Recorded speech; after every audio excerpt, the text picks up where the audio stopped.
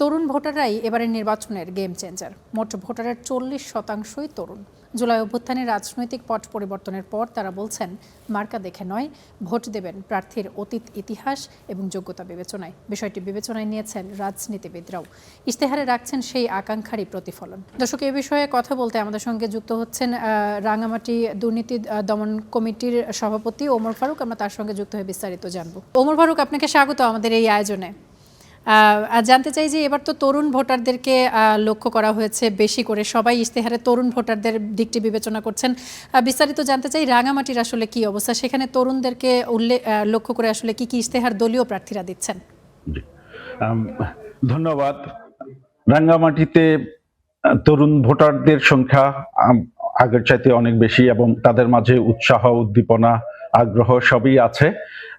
আমাদের সম্মানিত এমপি প্রার্থীগণ নানান প্রতিশ্রুতি দিচ্ছেন। রাঙ্গামাটির ক্ষেত্রে তরুণদের সবচেয়ে বড় যে সমস্যাটি আছে সেটা হলো তরুণদের সেভাবে আসলে কর্মসংস্থানটা নেই। রাঙ্গামাটিতে একটি বড় গার্মেন্টস পর্যন্ত নেই। সরকারের নানামুখী উদ্যোগের ফলে এখানে শিক্ষিতের হার অনেক বেশি বেড়েছে, কিন্তু সেভাবে কর্মসংস্থানটা তৈরি হয়নি বলে এখানে সামাজিক একটি অস্থিরতা তৈরি হয়েছে এবং এই অস্থিরতার কারণে দুর্নীতির প্রবণতাটাও বেড়ে যাচ্ছে। তো এই ক্ষেত্রে কর্মসংস্থানের কথা যেমন প্রতিশ্রুতি দিচ্ছেন, তেমনি এখানে শিল্প উন্নয়নের কথা বলছেন এবং নানামুখী পদক্ষেপের কথা বলছেন। আমরা যেটা লক্ষ্য করলাম সেটা হচ্ছে এই প্রতিশ্রুতিগুলোর মাঝে ঠিক উন্নয়ন নীতিমালাকে লক্ষ্য করে প্রসেসিংটা কিভাবে হবে, ইনপুটটা কি হবে, প্রসেসটা কিভাবে হবে এবং সেই অনুযায়ী আউটপুটটা কিভাবে আসবে, সেই বিষয়গুলো সুপরিকল্পিতভাবে আমরা ঠিক লক্ষ্য করিনি। এই বিষয়ে যদি আর একটু বেশি বিস্তারিত নীতিমালা এবং সুদক্ষ অঞ্চল ভেদ অনুযায়ী এখানে ভিন্নতা আছে, দুর্গমতা আছে।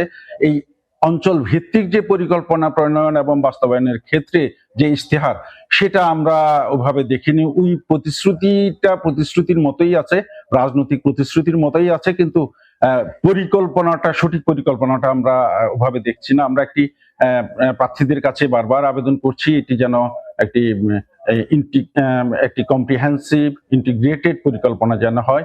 এখানকার তরুণদেরকে যে 24-এর গণঅভ্যুত্থানের যে চেতনা আছে সেই চেতনা অনুযায়ী একটি বৈষম্য বিরোধী একটি সুন্দর পার্বত্য চট্টগ্রাম একটি গঠন করার জন্য এবং তরুণদের দেশ গঠনে অংশগ্রহণ করার সুযোগটা যেন আরো অবারিত হয়, সেটাই আমরা আসলে চাইছি। একটু জানতে চাচ্ছিলাম যে তরুণ ভোটারদেরকে লক্ষ্য করে যে ইশতেহার সাজানো হয়েছে, পার্বত্য এলাকার তরুণরা আসলে কি চান? আপনি বলছিলেন যে তরুণ ভোটার আসলে অনেক বেড়েছে, এই ভোটে আসলে তারা তরুণরা কি কি চাচ্ছেন, কোন ধরনের পরিবর্তনগুলো মূলত আসলে তারা চাচ্ছেন?